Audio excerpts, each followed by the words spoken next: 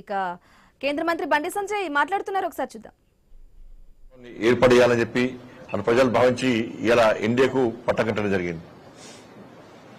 ఇవాళ బెంగాల్లో, వెస్ట్ బెంగాల్లో 200 సీట్లు ఇప్పటికే 294 సీట్లకు ఇప్పటికే 200 సీట్లకు పైగా భారతీయ జనతా పార్టీ ఆధిక్యంలో ఉంది. అక్కడ బంగ్లాదేశ్ చొరబడ్డిదారుల యొక్క ఓటు బ్యాంక్ తోని, రోహింగ్యాల ఓటు బ్యాంక్ తోని, ఒక వర్గం ప్రజల ఓటు బ్యాంక్ తోని గెలవాలనుకుని అరాచకాలు సృష్టించి, విధ్వంసం సృష్టించి, సాక్షాత్తు హోంమంత్రి గారినే గుండా అన్నారు. కాషాయపు జెండాలు పట్టుకొని తిరిగితే దాడులు చేశారు. భారతీయ జనతా పార్టీ కార్యకర్తల ఆస్తులను ధ్వంసం చేశారు. అనేక మంది కార్యకర్తలను బలి తీసుకున్నారు. కార్యకర్తల కుటుంబాల మీద దాడి చేశారు.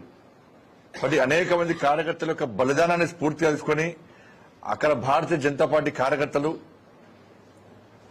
ఇవాళ కసితోని ఒక సంకల్పంతో జై శ్రీరామని గర్జిస్తూ పనిచేయడం వల్లనే ఈరోజు బంగ్లాదేశ్ లో బంగ్లాదేశ్ వాళ్ళు చొరబడతారని ప్రోత్సహిస్తున్నటువంటి టీఎంసీకి గుణపాఠం చెప్పే విధంగా ఇవాళ ప్రజలు ఇవాళ భారతీయ జనతా పార్టీకి పూర్తి మెజార్టీ కట్టబెట్టి ఇలా అరాచకత్వానికి సమాధి చేసిన విషయాన్ని ఇవాళ పశ్చిమ బెంగాల్లో వాళ్ళ ఫలితాలు ఇలా చూపడతాను.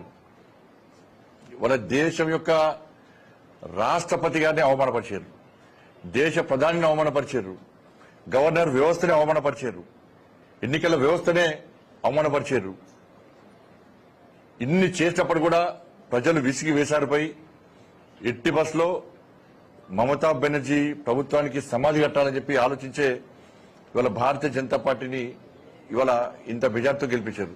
ఇవాళ చాలా మంది విశ్లేషకులు లేదు ఇక్కడ గెలిచడం కష్టం, మైనార్టీలందరూ ఒకటవుతున్నారు, హిందువులందరూ ఒకటి కావడం కష్టం, హిందువులందరూ ఓటు బ్యాంక్ గా మారడం కష్టం, మమతా బెనర్జీ యొక్క మేనిఫెస్టో హిందూ సమాజాన్ని చీల్చడానికి అవకాశం ఉంది అని చెప్పించి అనేక మంది విశ్లేషకులు భావించినప్పుడు కూడా ఇలా హిందువులందరూ ఓటు బ్యాంక్ గా మారితే ఫలితాలు ఏ విధంగా ఉంటాయో, వారు వన్ సైడ్ లెక్కనే ఫలితాలు ఏ విధంగా ఉంటాయో ఇవాళ పశ్చిమ బెంగాల్లో జరిగినటువంటి ఎన్నికల ఫలితాలను ఇవాళ మనం గమనించాల్సిన అవసరం ఉంది.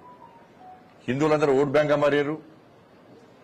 ఇవాళ వెస్ట్ బెంగాల్లో జై బంగ్లా, జై శ్రీరామ్ అనే నినాదాలతో కార్యకర్తలందరూ పెద్ద ఎత్తున ప్రదర్శన చేస్తూ ఉంటారు. ఇవాళ ఒక పండుగ వాతావరణం.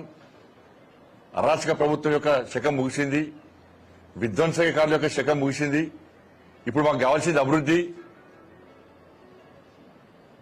అని చెప్పి ఒక డబుల్ ఇంజన్ సర్కార్ ద్వారా అభివృద్ధి సాధ్యమని చెప్పి భావించే ఇవాళ బెంగాల్ ప్రజలందరూ కూడా ఇవాళ నరేంద్ర మోడీ గారి నేతృత్వంలోని ఇవాళ భారతీయ జనతా పార్టీ ప్రభుత్వానికి ఇవాళ మద్దతు తెలిపి 200 పైగా స్థానాల్లో గెలిపించడం అంటే మామూలు విషయం కాదు.